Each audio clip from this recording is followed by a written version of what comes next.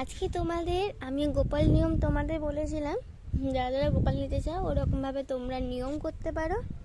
আজকে তোমাদের আরেকটা টপিক দেবো যে তোমরা কিভাবে গোপাল সোনাদের ভালো রাখার চেষ্টা করবে।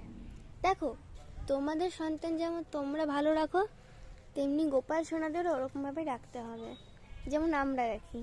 আমাদের নিয়মটা যেন কেমন তোমরা এরমভাবে রাখতে পারো।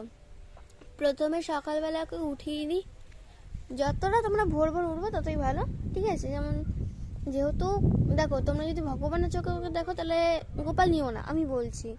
যদি তোমরা ভগবানের চোখে দেখো গোপাল নিও না।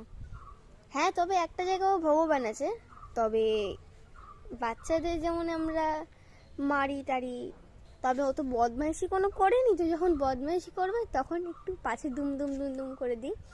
আমাদের গোপাল এমনি এমনি আসেনি, অ্যাকচুয়ালি আমার ছোটোবেলায় খুবই গোপালের শখ ছিল, ঠিক আছে?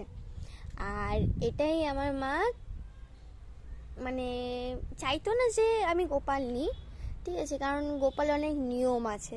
এবার সেটা মা জানতো না যে বাচ্চাদের মতোই ওকে রাখা যায়, ঠিক আছে?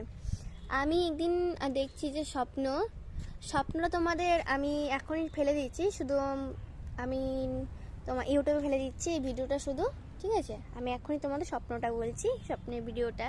তোমরা বেশিক্ষণ ওয়েট করো না, আমি 2 মিনিটের মধ্যে শুধু তোমাদের বলে দিচ্ছি।